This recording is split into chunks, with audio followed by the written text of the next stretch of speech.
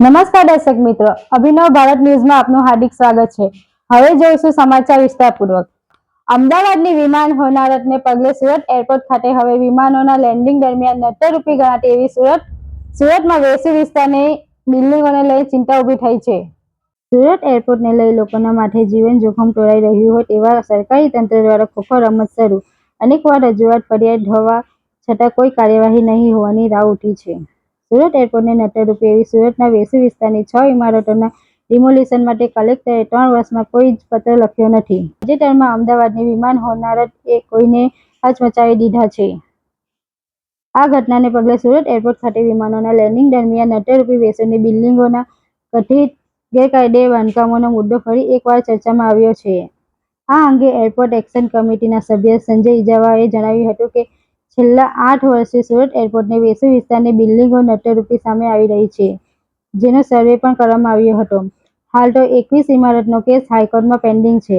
એક બાજુ સુરત મુખ્ય 6 ઇમારત માટે કલેક્ટર દ્વારા મનપાને 1.5 માસ પહેલા પત્ર લખાયો હોવાના મૌખિક દાવા અને બીજી બાજુ પાલિકા તંત્ર દ્વારા દાવા કરવામાં આવી રહ્યો છે। આમ તંત્ર લોકોમાં જીવ અદ્ધર મૂકી ખોખોની રમતે ચડ્યું છે।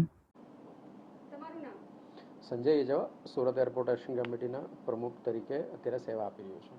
સંજયભાઈ, આપણે વર્ષોથી જાણીએ છીએ કે લોકોના માથે જીવનું જોખમ સુરત એરપોર્ટના ખાતે તોડાઈ રહ્યું છે। સરકારી તંત્ર એકબીજાને ખોખોની રમત આપે છે। અમદાવાદની ઘટના પણ અત્યારે વિમાની હોનારત જે છે એ પણ નકારી ના શકાય।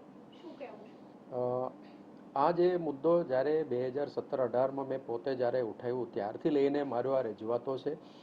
સુરત એરપોર્ટના જે વેસુ વિસ્તારના જે ભાગ છે એ ભાગમાં અંદાજે ત્યારે લગભગ 18 જેટલા બિલ્ડિંગો અવરોધ ઊભું કરતું હતું જે ફ્લાઇટના જે પાથ ઉપર, પણ ત્યાર પછીના જે સર્વેમાં જે વિગતવાર જે સર્વે કરી છે એની અંદર ટોટલ 43 જેટલા બિલ્ડિંગો ટોટલ આની અંદર અડધો મીટરથી લઈને 16-17 મીટર સુધીના અવરોધ ઊભું કર્યું છે એવું સર્વેની અંદર જાણવા મળેલું છે।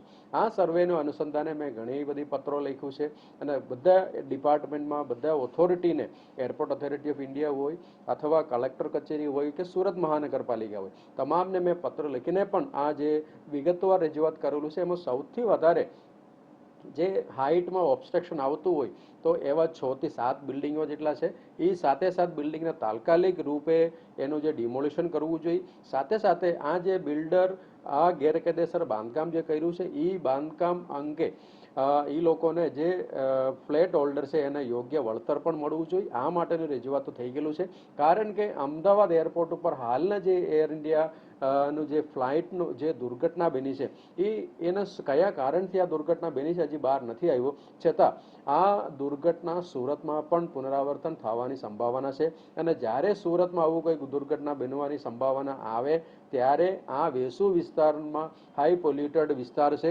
આ જે વિસ્તારની અંદર લોકો ભરચક રીતે રહેતા હોય છે, લાખો કરોડોની સંખ્યામાં અત્યારે આપણે આખા ગુજરાતના જે વસ્તી છે એમાંથી એક સૌથી પોપ્યુલર જે સિટી છે એ આ કહેવાતું હોય છે। એટલા માટે આ બહુ ખૂબ જ જોખમની વસ્તુ છે।